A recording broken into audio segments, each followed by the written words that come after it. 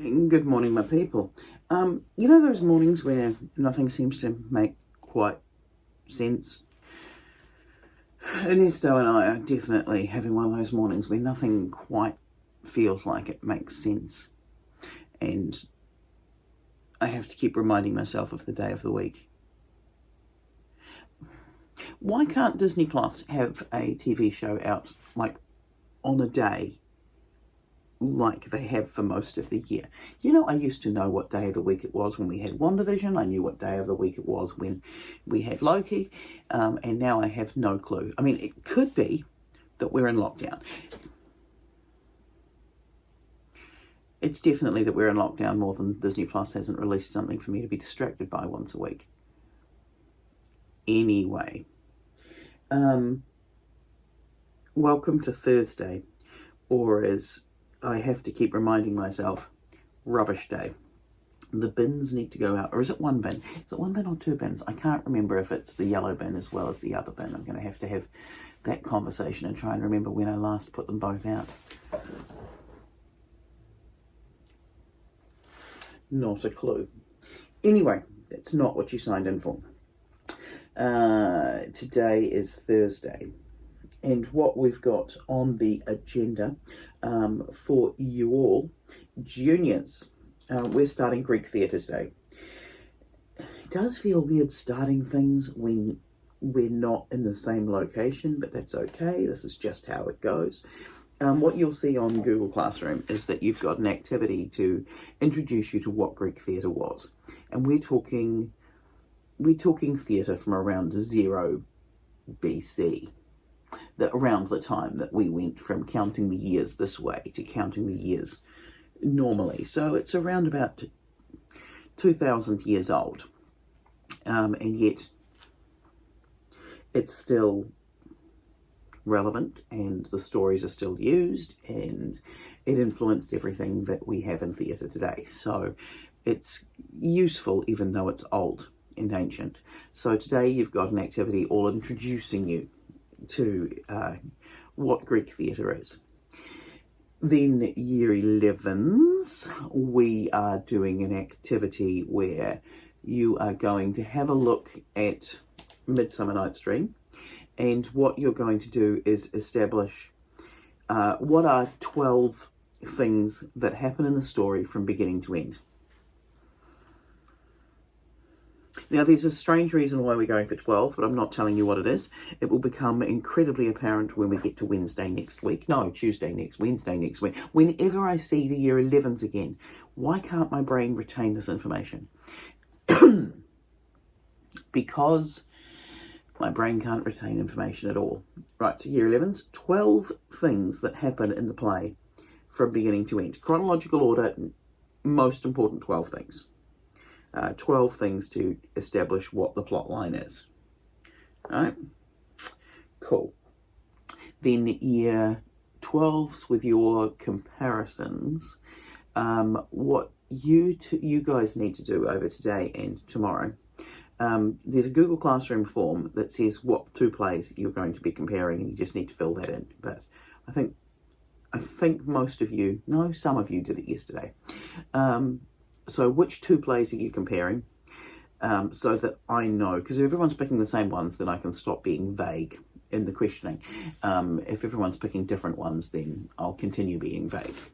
But what you need to do today and tomorrow is to write a summary of the plot of both of them.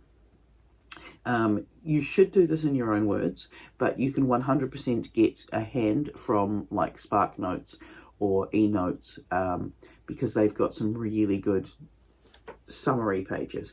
Their summaries on those are going to be too long, so you'll definitely want to break it right down again. I'd be tempted to say go like the year 11s and make 10 events. Not 12, because they're doing 12, because their 12 will become apparent later on. 10 just means it's a nice, neat number that can fit easily on your slideshow if you're going to do your presentation as a slideshow. So what are the things that happen in the story? Yes. Year 13s, carry on.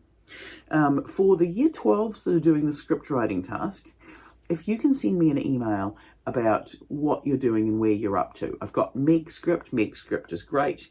The main thing you need to do, Meg, is spell check. I read it and I thought it was genius, to be completely honest. It's really, really good. So you just keep going, and I think you're going to find that you're going to be finished it really quickly, and you might be able to jump in the comparisons standard as well to pick up some extra credits. Yeah, so that's basically it. Year 13s, you just keep going with what you need to keep going with and get in touch with me when you want me to have a look at something.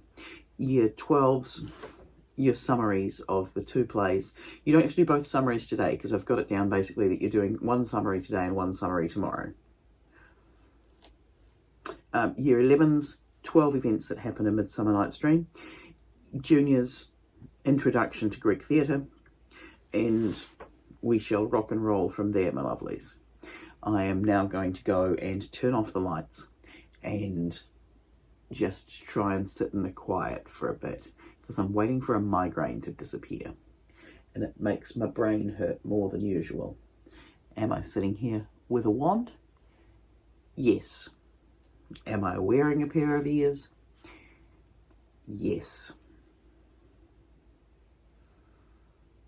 That's really all there is to that story. They were just there, right? Alright, so you will now have some footage of things that I did yesterday on my birthday. It's not particularly exciting because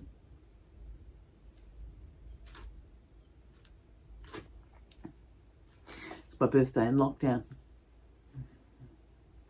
Right, so take care, and I shall see you anon. Right, about to go on the run.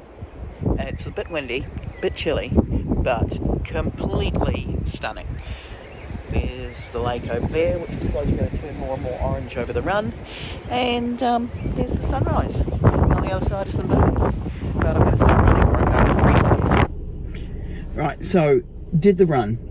Sort of, 2.6k. And when I say sort of, what I mean is I ran half of it, possibly too fast, threw up, really hurt, and then walked most of it until about the last sort of 200 metres, where I ran the last 200 metres, just in case there was anybody else parked near my car and they thought that I was walking, but I wanted everybody to know I was out for a run. Yeah, so there's that. I did see some rabbits, or they're probably more hares, let's be honest.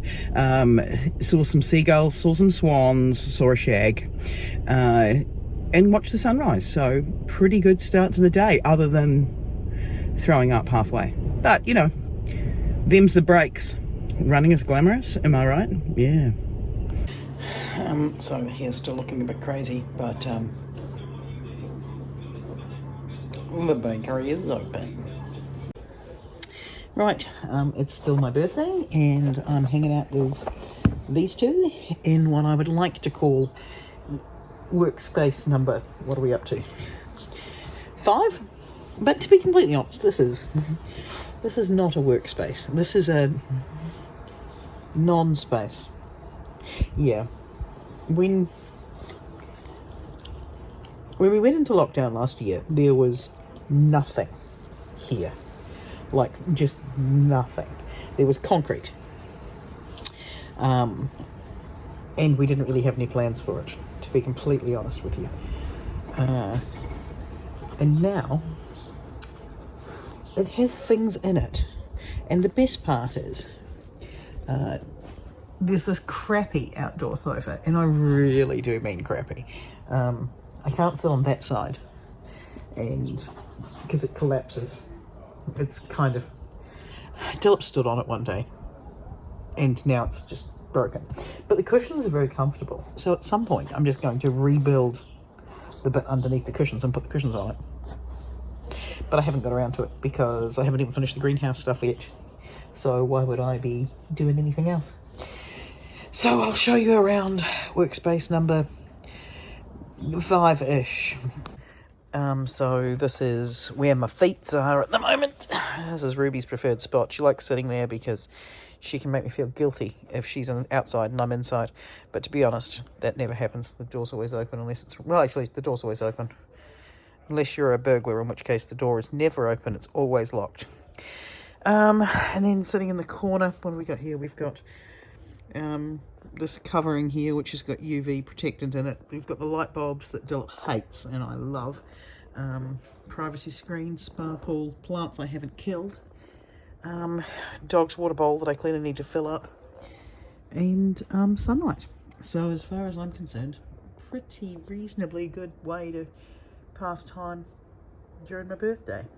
Am I going to have lunch yet? No, I'm not. Why? Because I have why am I not facing you? Because you get a shot of my dog walking around the corner. He's now going to go and have a bark. He's already barking. Honestly, I don't know what he's barking at. I'm hoping he's barking at my cheese delivery, because I ordered cheese and I ordered booze. So these are my plans: cheese and booze. Not hilarious quantities of either, a sensible amount of both. I can see that there's going to happen. It's not really affecting me too much, which is quite fascinating. But, so I'm not having lunch just yet, because I think I'm going to wait until my cheese arrives, then I'm going to make a glorious cheese platter. If it doesn't arrive in time, I will have a glorious cheese platter for dinner. And if it doesn't arrive in time for that, then I'll have a glorious cheese platter tomorrow, alright? At some point, cheese is happening. Good times. Good times. I could just have some leftover pasta. There are options.